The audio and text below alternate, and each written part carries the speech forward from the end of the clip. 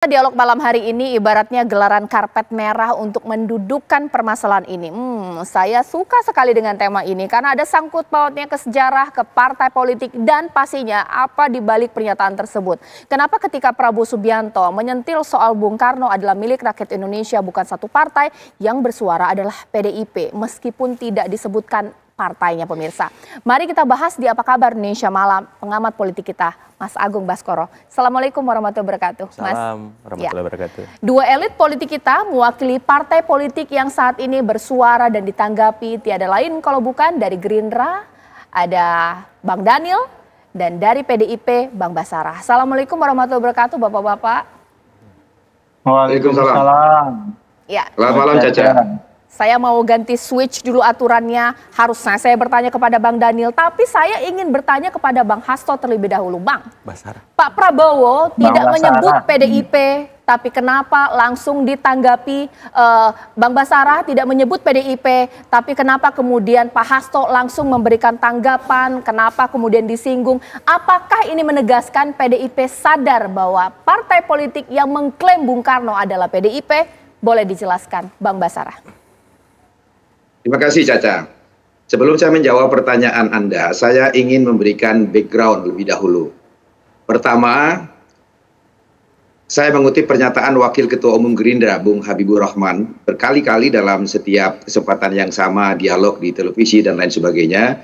Dia sering mengatakan bahwa Pak Prabowo menginstruksikan kepada seluruh kader Gerindra melarang untuk menyampaikan pernyataan-pernyataan yang bersifat menyerang Ibu Megawati Soekarno Putri. Mengapa? Karena Pak Prabowo merasa hubungannya dengan Ibu Megawati Soekarno Putri sangat baik sejak dulu. Bahkan sejak Bu Mega dulu memulangkan Pak Prabowo dari Yordania, mengurus status kewarganegaranya yang hampir stateless dan seterusnya. Itu saya pegang. Yang kedua, Pak Prabowo sendiri yang saya tahu selalu ingin menjaga hubungan baik dengan Ibu Megawati Soekarno Putri.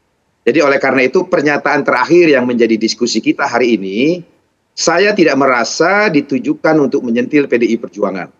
Justru saya merasa perlu mengucapkan terima kasih kepada Pak Prabowo atas pernyataannya yang menyebutkan bahwa Bung Karno itu adalah milik rakyat Indonesia, milik bangsa Indonesia.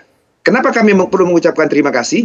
Karena sejatinya itulah salah satu misi perjuangan politik Partai Demokrasi Indonesia Perjuangan, yaitu menempatkan kembali nama baik dan citra Bung Karno di tengah-tengah bangsanya sendiri sebagaimana seharusnya. Mengapa saya katakan sebagaimana seharusnya? Karena di masa yang lalu, terutama di masa Orde Baru, Bung Karno dengan politik desoekarnoisasi yang dilakukan oleh Orde Baru pada waktu itu tidak diperlakukan sebagaimana mestinya.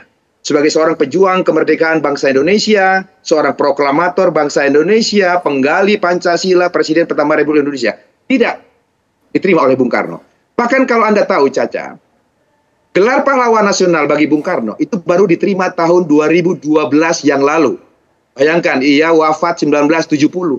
Seorang proklamator, pejuang kemerdekaan, penggali Pancasila, Presiden pertama Republik Indonesia. Tetapi baru mendapatkan gelar pahlawan nasional pada tahun 2012 yang lalu, melalui Kepres nomor 83 tahun 2012. Bayangkan. Oleh karena itu, bagi kami keluarga besar PDI Perjuangan, kalau seorang presiden terpilih, apalagi berlatar belakang militer seperti Pak Prabowo, menyatakan bahwa Bung Karno adalah milik bangsa Indonesia, milik rakyat Indonesia, itulah tujuan dan cita-cita politik perjuangan kami. Oke, Bang Basarah. Mengenai pernyataan ada partai politik yang mengklaim Bung Karno, mengaku-ngaku Bung Karno, pada titik itu tidak ada satupun perjuangan PDI Perjuangan mengerdilkan Bung Karno dengan eksistensinya milik bangsa bahkan milik dunia.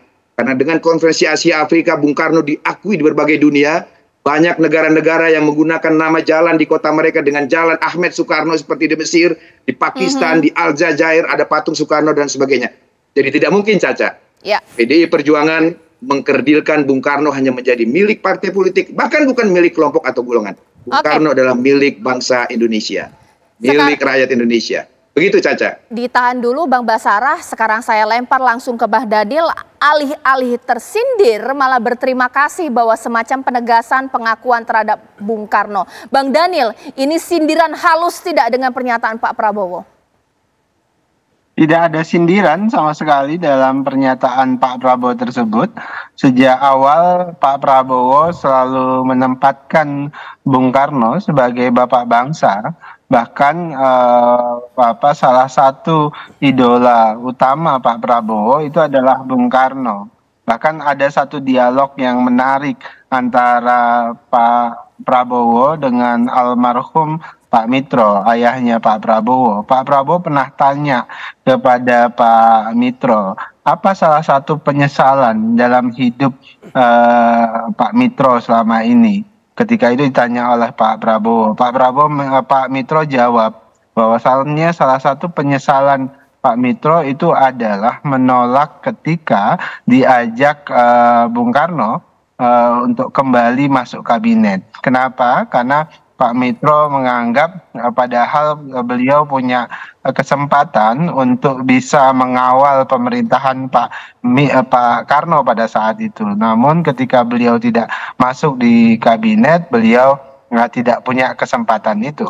Nah, artinya di satu sisi Pak Prabowo memang sejak awal itu menempatkan Bung Karno itu salah satu role model politik beliau. Makanya Anda perhatikan Pak Prabowo banyak belajar dari ideologi yang diajarkan oleh Bung Karno. Itu pertama. Baik. Kemudian kedua, Mbak Caca, yang ingin disampaikan Pak Prabowo adalah mengingatkan kita semuanya bahwasannya kita punya hutang sejarah untuk mewujudkan cita-cita besar Bung Karno. Nah, oleh sebab itu, untuk merealisasikan hutang sejarah, cita-cita besar kemerdekaan yang sering disampaikan dan dipikirkan, bahkan digerakkan oleh Bung Karno itu, maka kita harus menempatkan Bung Karno sebagai role model politik penting di Indonesia.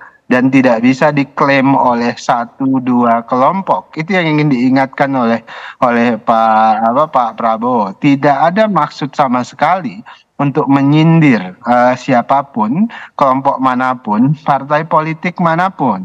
Kenapa? Karena kan kita semuanya itu selalu ketika ingin mengimplementasikan semangat pembangunan dan segala macam, itu harus memasukkan semangat dan jiwa kemerdekaan yang diajarkan oleh Bung Karno selama ini. Jadi sama sekali tidak ada menyindir siapapun, justru mengingatkan kita semuanya untuk menghadirkan semangat Bung Karno di Indonesia.